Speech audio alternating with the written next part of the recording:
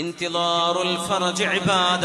ഒരു പ്രയാസം വരുമ്പോൾ അത് നീങ്ങി കിട്ടണമേ എന്ന് പ്രതീക്ഷിക്കുന്നത് ഇബാദത്താണെന്ന് പരിശുദ്ധ റസൂലുള്ളാഹി സ്വല്ലല്ലാഹു അലൈഹി വസല്ലം. അങ്ങനെ ചിന്തിച്ചോ? അസുഖം വന്നു, ഇതുവരെ മാറിയിട്ടില്ല, എന്റെ അസുഖം അല്ലാഹു മാറ്റിത്തരും എന്ന് ഒരു പ്രശ്നത്തെ, ഒരു പ്രയാസം, ആ പ്രയാസം നീങ്ങിക്കിട്ടും എന്ന് പ്രതീക്ഷിച്ചു കൊണ്ടിരിക്കുന്നത് ഇബാദത്ത്. ശരിയായിട്ടില്ല, പൈസ കുറെ നഷ്ടമായിട്ടുണ്ട്, കടത്തിൽ കുടുങ്ങി കിടക്കുകയാണ്, എന്റെ കടമല്ലാഹു വീട്ടിത്തരും, എന്റെ കടമല്ലാഹു വീട്ടിത്തരും, അല്ലാഹു എന്നെ കൈവിടില്ല എന്ന് പ്രതീക്ഷിച്ചു കൊണ്ടിരിക്കുന്ന ഓരോ സെക്കൻഡും ഇബാദത്ത്. അതുകൊണ്ട് മുഅ്മിനെ പ്രയാസപ്പെട്ട്, സങ്കടപ്പെട്ട്, ടെൻഷൻ അടിച്ച് നടക്കരുത്.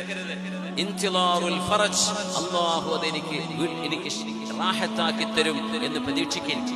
ആ പ്രതീക്ഷയിലാണ് നിങ്ങൾ ജീവിക്കുന്നതെങ്കിൽ ഓരോ സെക്കൻഡും ഇബാദത്താണ്.